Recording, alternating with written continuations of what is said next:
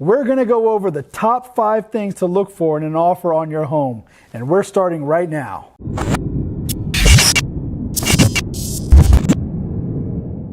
What is going on? My name is Rick Dulai. Welcome to another video. If this is your first time here and you want to learn more about real estate and other home-related stuff, start now by subscribing and clicking that bell so you don't miss anything. Alrighty, folks. If you're trying to sell your home and you receive an offer from a potential buyer, you'll need to know how to determine if it's a good offer or not. Here are the top 5 things that I look for when I'm trying to help my clients. Oh, and stick around till the end for another bonus tip. Number 1 is obviously price. I always help my sellers understand what they will net at various price points. This is the amount that will go into their pockets after transfer taxes, title insurance, commissions, recording fees, etc. Knowing your bottom line helps make it easier to know whether an offer is acceptable or not right off the bat. Number 2, financing.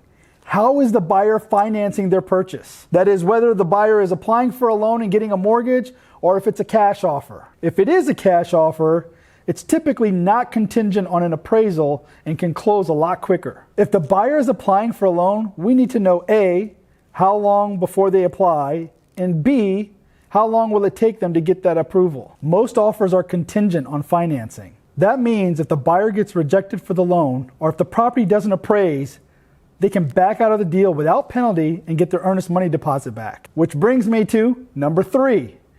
Earnest money deposit, or the EMD. This is the amount the buyer is putting into a trust account with their broker, the listing broker, the title company, or their attorney towards the purchase of the home. As soon as it is deposited, it belongs to the transaction and not the buyer or the seller or anybody else. At this point, the contract or a court determines how that money gets dispersed. The EMD is typically refundable to the buyer if the buyer backs out due to failed financing, like I mentioned earlier, or a bad home inspection. If all contingencies have been fulfilled, the EMD will be applied towards the purchase price at closing. If the buyer backs out of the deal before the closing, but after all contingencies had been satisfied, the EMD could go to the sellers or the brokers or some combination. So make sure you understand how that gets applied in the case of a default. Oh, and typically the bigger the EMD, the more serious of a commitment from the buyer. For example, a $500 EMD might be easy to walk away from if the buyer changes their mind,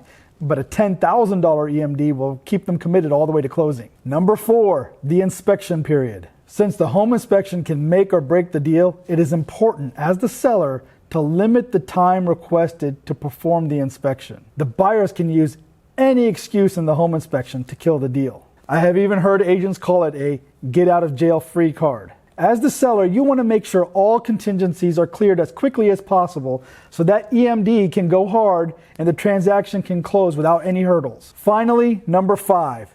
Any other terms and conditions. Typically, there is a section at the end of the contract just before the signatures that allows for other terms and conditions, or there may be an addendum that's accompanying the offer. Either way, make sure you explicitly understand what is written there. Some typical items might be to request seller concessions.